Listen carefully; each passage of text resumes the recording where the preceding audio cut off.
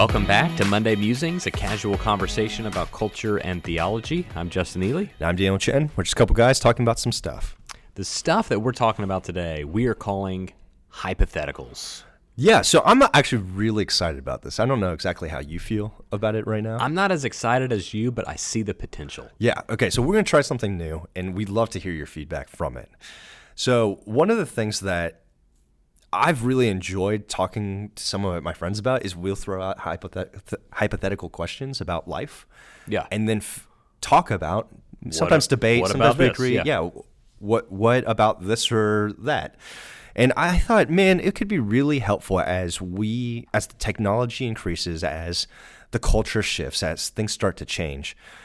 You know, this podcast is really about how do we as Christians approach things in a Christ-like, gospel-centered way. Sure. And so we decided we're going to do this hypothetical series, and it's not going to be, we're not doing like an 8-week series or something. We're just going to We're just going to sprinkle it. We're going to sprinkle in as we go. And if you have hypothetical questions, we'd love to hear it.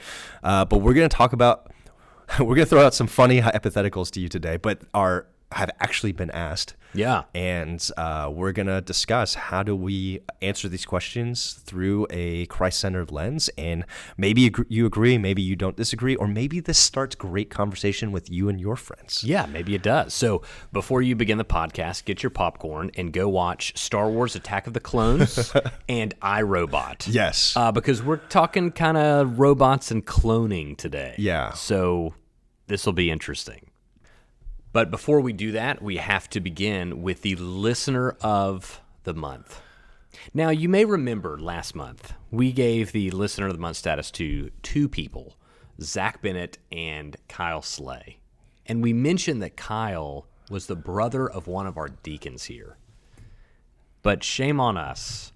We did the brother of the guy who doesn't go here before the deacon, the committed deacon, launch team member of the one that is at CFC. Yeah, Daniel Slay. Yeah, I will say we're loyal people, you know. We are, and so we felt, you know, I felt pretty bad about this. I was like, man, we went for the brother first. Yeah, but Daniel, you're a boy, man, and you're a Listener of the Month. Yeah, maybe we'll just give you the title of Super Listener of the Month this month, just to make up for it. Yeah, just so you have something. You know, ammo against your brother. Yeah. Yeah. You think we should come up with like a trophy or something or plaque that you get if you're Listener of the Month? We should get that. And then you have to give it to the next person the next month. Yes. Yeah. So you've got to mail it back and forth. Right. If it's like across the country or something. It's really expensive. Yeah. But Daniel has been at our church from the beginning. He was on our launch team. He is currently our deacon for men's ministry and has been doing that for 4 years around. Yes. Yeah. And before we get to his who he is, if you're like, why is he saying Daniel weird? Yeah, his name is Daniel, yeah. not Daniel. DANAL. Yeah, yeah. Get it right. Yep. Yeah. So, but yeah, he's been a part of our church since the beginning. Yeah. Been deacon for you're right, 4 years, and he helps us with our men's events and our men's retreats, and it's just a good friend. Yeah. So Daniel, we're grateful for you and your brother. And we're grateful for you listening. So let's get started with this hypotheticals. And so we're kind of, you know, these hypotheticals are kind of robot clone related. Yeah. So basically, we're headed towards a time. So there's this, I don't know if it's a theory, but basically there's this theory that technology doubles every 2 years.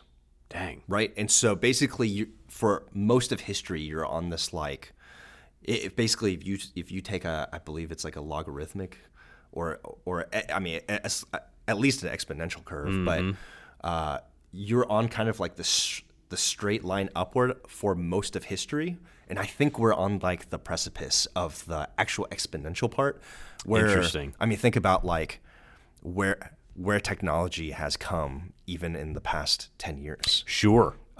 You came from iPods being invented to iPods being discontinued within a decade because the technology has passed. Great point. Which is interesting, right? Yeah. And so, wow.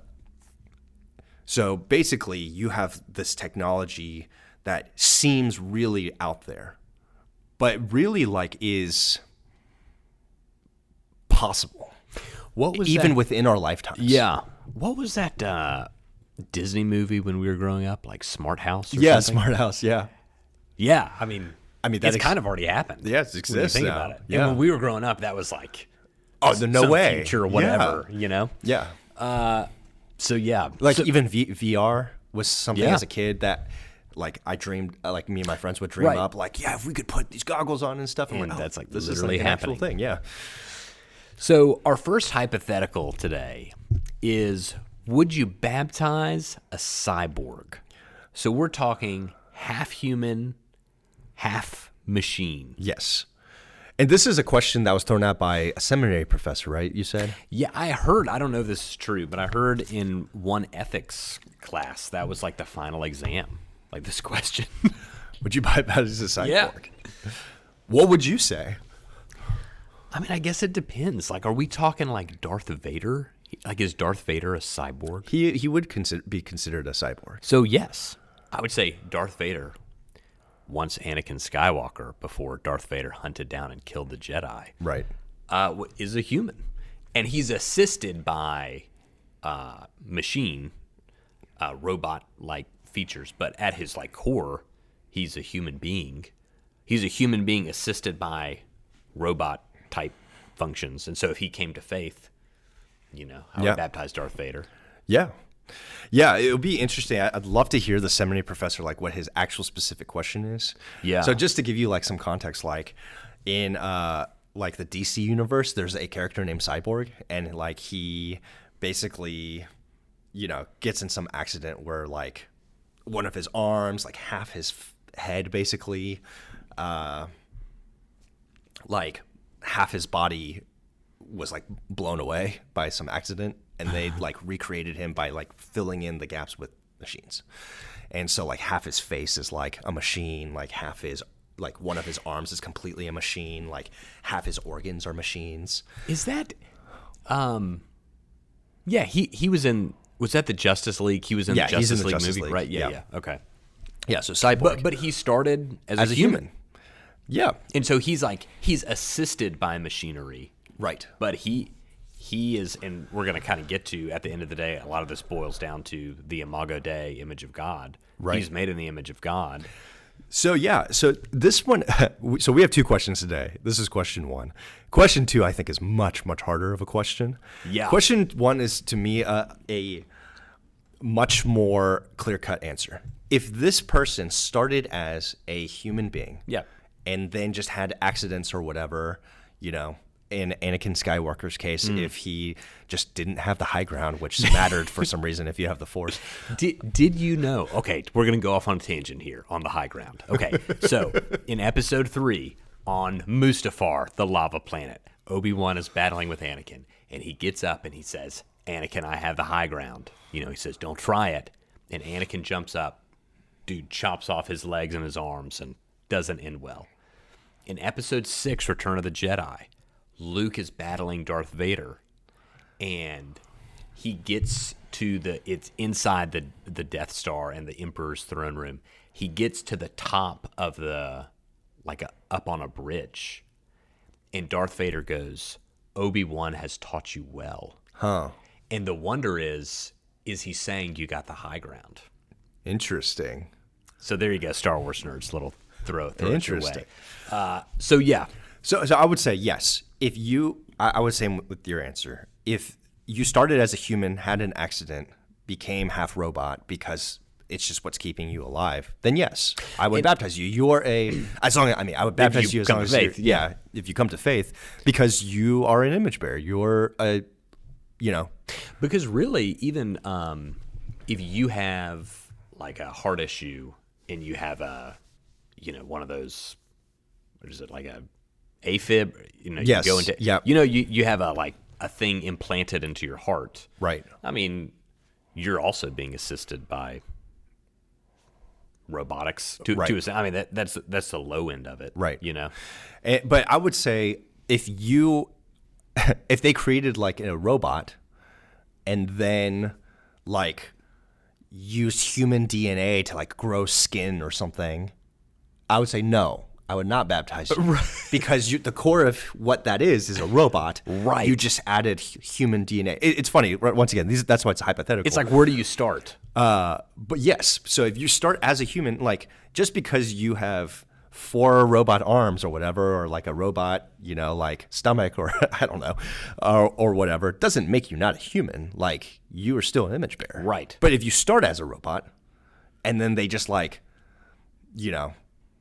take human DNA and grow skins or put some organs in the robot, that doesn't make you a human. You're still a robot, right? Kind of like General Grievous in Episode 3 of Star Wars. Oh, is that what? No baptizing of General Grievous, but baptizing of Darth Vader. I think that's where we're landing here. Yes. And I think it's interesting because I think if there's any part of the person who, if you start as a human and you're still, any part of you is a human, yes, I think you're an image bearer. But if you start as a robot and then you get some human things added to you, no. Yeah, but then you get into these like really interesting paradoxes, for example. So there's this like old Greek paradox, like myth, like imagine you have a ship and that ship obviously breaks over time, and so you start to replace different parts. Right. Let's say over the period of 1,000 years, you replace every board on the ship. Totally new ship in a sense. Well, that's the question. Is it? Yeah. Is it the old ship or is it a new ship? Right? And then another question, what if you take it apart over 1,000 years piece by piece and replace it with new parts, but then you kept the old parts and then you rebuilt another ship with all the old parts? Which ship is which? Yes, right. It's a paradox. And so I think you do get into some of these weird hypothetical questions. If you slowly, if you, in 100 years, they have the technology to slowly rebuild your body, as your wrist fails, you replace your wrist. As your heart fails. The question really then becomes, interesting. If you slowly replace everything, you start as a human, and then they can replace your brain, are you still you? And that leads us to our second question, because I think our second question actually leads us to answer this question. It does. And just heads up, my answer is I have no idea. The question is, if you transfer your consciousness to a computer and then to another body, does that new body have a soul? And if it is it your soul? Yes. All right. Yeah. So my friend, one of my best friends asked me this question. He and I disagree on this answer, and so I'd love to hear your answer. We spend some time discussing this question because I think it is an interesting one, because they're working on stuff like clones and stuff now, right? And my friend says that we're really close to this technology, but I'm pretty sure we're not that close right now. But basically, like, there's these shows, like there's a show on Amazon called Upload. Okay. And basically the premise is when you die, you can choose to upload your consciousness into this like computer world. And then the hope is that they would make clones of your body and then re-upload or re-download your consciousness back into the body, and you can keep living in the real world, right? And so there's a bunch of shows that have this kind of concept. I don't know if it's actually possible, but I do know that I think people are trying to do it. So in the real world, I think people are trying to figure out how to upload your consciousness into a computer. That's like a thing that's happening in research right now. Well, and it does kind of get to Imago Dei, image of God. What makes Daniel Chin Daniel Chin? Right. Is it your brain? Is it your body parts? Is it your, your DNA? Right. I mean, at a spiritual level, right? It's your soul. Yes. Which could not be transferred into a computer. I agree. So my answer is if you're able to do this, you have a consciousness that's transferred to imagine if you can like take DNA and then create a whole body out of it. That's kind of a shell. with an empty brain, and you put the brain, like the information into that brain, right? That's essentially what this question is asking. I would say that person does not have a soul, because the soul is more than the mind. Right. Because all you're doing is transferring the mind.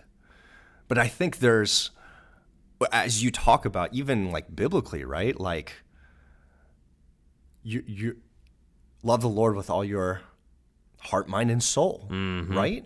That's 3 parts that make up the whole human. Right. I don't think you can transfer soul because God gives you a soul. Right. Right?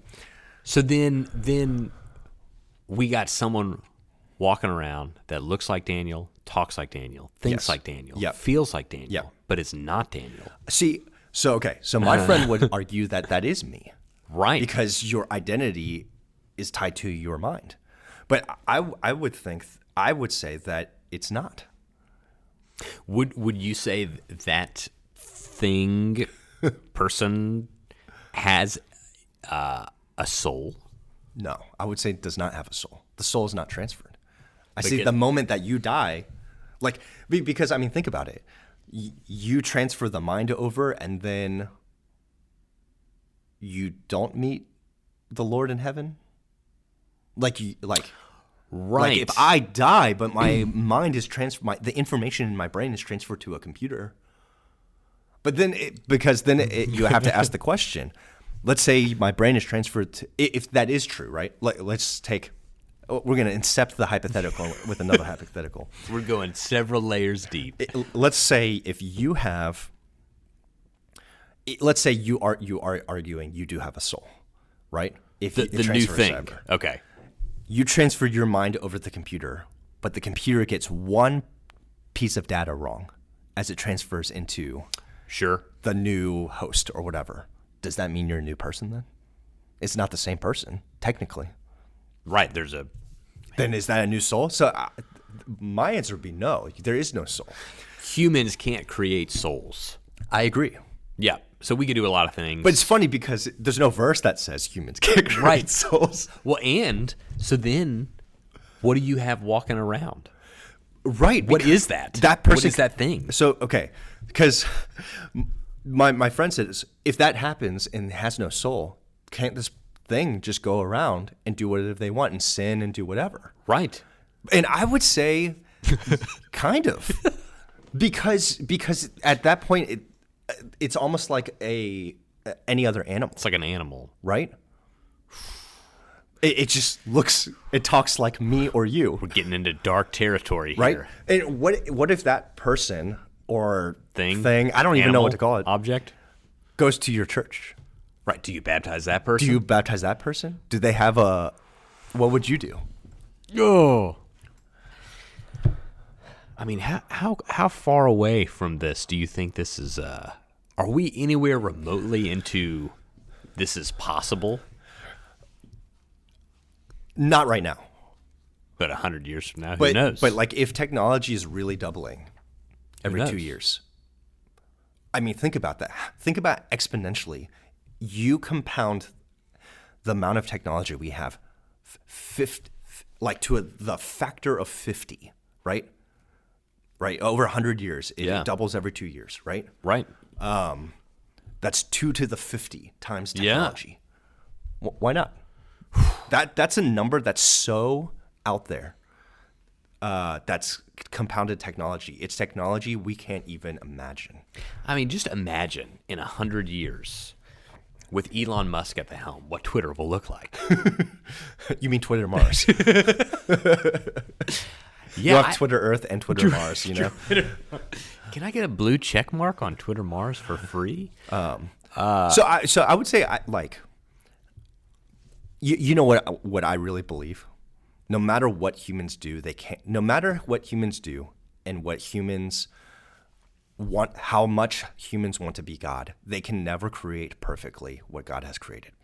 Yeah, so I would be with you there. I would almost land on, I don't think it'll be able to happen. I know that's kind of a cop-out answer, but I don't think there's an old preacher's joke. I told it one time at Christ Fellowship Church and was surprised at how much laughs I got because it's really cheesy. But the scientist had a contest with God, and he's like, all right, God, we can pretty much do everything that you've done now. So we can use science and create anything we want now. Right. And God said, okay, let's have a contest. And so he's like, all right. So they got together, and the scientists reached down to pick up some dirt, and God said, wait, get your own dirt. But I think this is a good reminder, right? Yeah. Of like anything we're able to create, we're really just using what God's already put in the earth and like rearranging it. So we're not original creators. We're still recreating off what He's created. But yeah, I would go I'd stand on the position that I don't think we'll be able to fully recreate what God does. Yeah. And I think so there will be maybe we can get a Darth Vader, Yeah. but not a new Daniel Chin. I'm like, think about how many Windows updates I have to have every year on my laptop. And even for like Apple, you have to have all these security updates and all this stuff. Like, it's true. I was going to try to make a PC joke, but you're right. Like there's just no way, in my opinion, you can perfectly recreate what a perfect God has created. Yeah. You just can't. Yeah. Because we're fallen. Yeah. We're sinners. So I think you can get close. I think you can make abominations. Sure. Frankenstein's. Yeah, but I don't think you can perfectly create another human like God has created. No, what about cloning, though? So cloning is a little different, right? It's like... So let's say I don't even know exactly how it works, but But basically, if they could clone you, right, make you. I mean, have you seen Star Wars Episode 2? That's how it works. The Attack of the Clones. Right. I would say if a sperm and egg creates a human, it's a human. It's a human made in the image of God. Yeah. And if you clone not that way, essentially you're asking the same question, right? Right. But I guess if you could clone, if they can form a perfectly, because haven't they cloned like a sheep or something? I think so. How did they do that? Do you know? I don't remember. But I mean, isn't it in a way the same as twins? Yeah. It's just twins 20 years removed. Right? Like if you were cloned, it would be your twin, kind of. Yeah. Just you'd be 30 plus years apart instead of like equal age. Yes. Yep. So I would say that person's a person and an image bearer. So okay, if you can, and I don't know the science behind this, right? So if it's like a biological sperm and egg, right, that is a human. Yes. Made in the image of God. Yes. Regardless of whose DNA it is, that is a human. I believe that person is a human, and you treat them like any other human. But if they could somehow like I don't know, take DNA from you and then just recreate it somehow without that normal biological process, I want to say no. No. I think I have the summary for us. Stormtroopers and Darth Vader, fine to be baptized. You're good. General Grievous and Emperor Palpatine from Episode 9, not good. Right? I mean, Palpatine is actually kind of the consciousness thing. Yeah, that's because true. he like died or whatever, but they like transferred him over to some. Yeah. But the Stormtroopers were clones that like reproduced or whatever. Right. And I am landing on we should not do this. As human beings? As human beings, like, we should not do this. I think we should just go ahead and state for the record, we are opposed to these But you know what's interesting? These things. I bet we have listeners that would be okay with it. Yeah. We would love to hear from you. That would be interesting. Because the ethics behind even doing these things. Yeah, because I think all of these hypotheticals are come down to an ethical question. Right. Anyways, Yep. right? And so I think really what the question we're asking today is what makes someone an image bearer? Yep. Right? And I would draw the line on any attempt to play God crosses the line. Right. You know? And I tend to think cloning does. I think, yeah. But I've heard maybe potential good. I don't know what the point of like cloning the sheep was. I don't know. But if you're just see if they could do it, I guess. If they could clone a human later on. Yeah, I mean, but yeah, it seems any attempt to cross the line from created to creator, not good. Yeah, I think like. It's like what they say in Jurassic Park. You spent so much time asking if you could. You didn't stop to ask if you should.